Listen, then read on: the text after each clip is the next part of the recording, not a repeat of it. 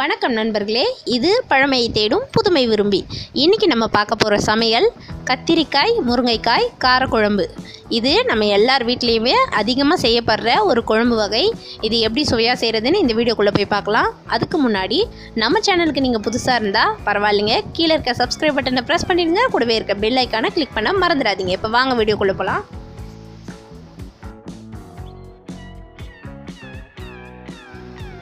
So முதல்ல குழம்புக்கு தேவையான மசாலா ப்ரிப்பேர் பண்ணிடலாம். ஸ்டவ் ஆன் பண்ணி ஒரு கடாயை வச்சுட்டு அதில் 10 வரமிளகாய், 1 ஸ்பூன் கடலைப்பருப்பு, 1 ஸ்பூன் துவரம்பருப்பு, 1 ஸ்பூன் மிளகு, 1/2 ஸ்பூன் வெந்தயம், 1/2 ஸ்பூன் கடுகு, 1 ஸ்பூன் சீரகம், 1 ஸ்பூன் அளவு பச்சரிசி, 1 கைப்பிடி அளவு கருவேப்பிலை. இது எல்லாத்தையும் சேர்த்து லோ ஃப்ளேமில் வச்சு அப்படியே வறுத்தெடுத்துப்போம்.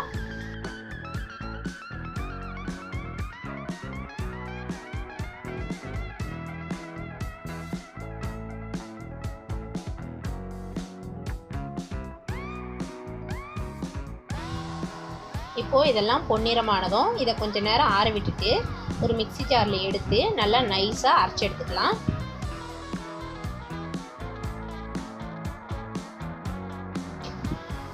இப்போ குழம்புக்கு ரெடி பண்ணிடலாம். ஸ்டவ் ஆன் பண்ணி ஒரு கடாயை வச்சுட்டு அதில் நல்லெண்ணெய் சேர்த்துக்கலாம். நல்லெண்ணெய் சேர்த்தோன்னா எந்த குழம்பாக இருந்தாலும் செம்ம டேஸ்ட் கொடுக்குங்க. அதனால் நல்லெண்ணெய் ஆட் பண்ணிக்கலாம். நல்லெண்ணெய் 2 ஸ்பூன் அளவு சேர்த்துட்டு இப்போ 1 ஸ்பூன் அளவு வெந்தயம், 1 ஸ்பூன் அளவு சீரகம், இது ரெண்டையும் சேர்த்துப்போம். இது ரெண்டையும் நல்லா பொரிய விட்டுட்டு இப்போது 2 பெரிய வெங்காயத்தை நறுக்கி அதை இது கூட சேர்த்துக்கலாம். ஒரு 20 பல் பூண்டும் சேர்த்துப்போம். தேவையான அளவு உப்பு சேர்த்துக்கலாம். இப்போ இந்த வெங்காயம் நல்லா பொன்னிறமாக மாறுற வரைக்கும் இதை நல்லா கிளறிப்போம்.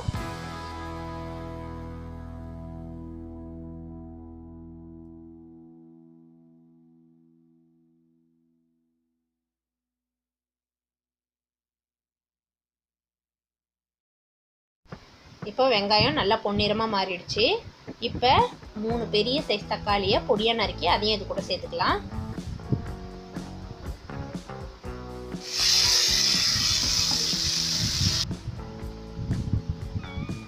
தக்காளி சீக்கிரம் வதங்குறதுக்காக இதை ஒரு 2 நிமிஷம் மூடி வைக்கலாம்.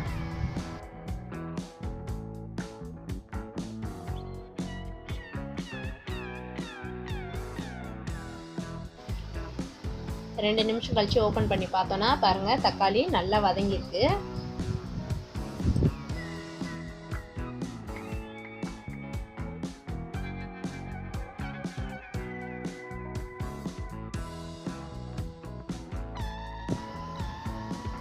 இப்போ ஒரு கைப்பிடி அளவு கறிவேப்பிலையை இது கூட சேர்த்துப்போம்.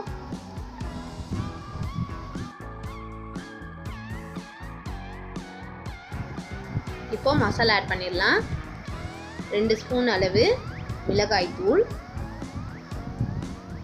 1/2 ஸ்பூன் அளவு மஞ்சள் தூள்,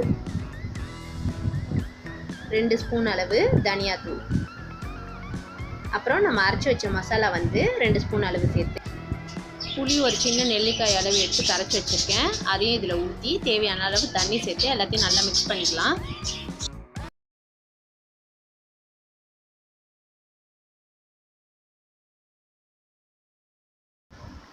இப்போ நான் கத்திரிக்காய் முருங்கைக்காய் நல்லா கழுவி அரிஞ்சு வச்சுருக்கேன். இது உடனே குழம்புல யூஸ் பண்ண போகிறதுனால நான் தண்ணியில் போட்டு வைக்கல.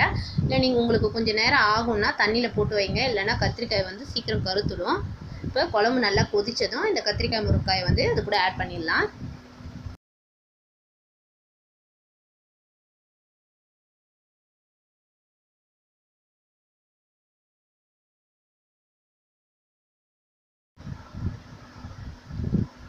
இப்போது 1 ஸ்பூன் அளவு வெல்லம் சேர்த்துப்போம்.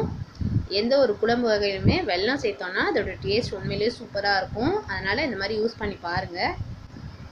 இப்போ இந்த குழம்பு ஒரு 10 நிமிஷத்துக்கு ஒரு மூடி போட்டு மூடி வச்சு லோ ஃப்ளேமில் வச்சு கொதிக்க விடலாம். இப்போ 10 நிமிஷம் கழித்து பாருங்கள், நல்லா எண்ணெயெல்லாம் பிரிஞ்சு கத்திரிக்காய் முருங்கைக்காய் எல்லாமே வந்து குழம்பு நல்லா திக்காக ரெடி ஆகிருக்கு.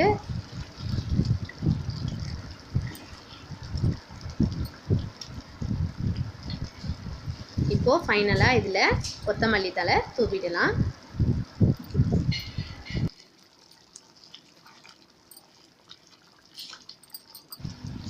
ஸோ ஃப்ரெண்ட்ஸ், நம்மளோட கத்திரிக்காய் முருங்கைக்காய் காரக்குழம்பு இப்போ சூப்பராக ரெடி ஆகிடுச்சு. நீங்களும் இந்த ரெசிபியை கண்டிப்பாக உங்கள் வீட்டில் ட்ரை பண்ணி பாருங்கள். இந்த மெத்தடில் செஞ்சால் உங்களுக்கு இந்த ரெசிபி பிடிச்சிருக்கான்னு எனக்கு கமெண்டில் சொல்லுங்கள்.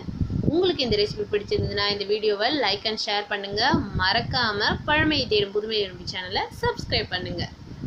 வெளி உணவை தவிர்ப்போம், வீட்டு உணவை உண்போம், ஆரோக்கியமாய் வாழ்வோம். நன்றி.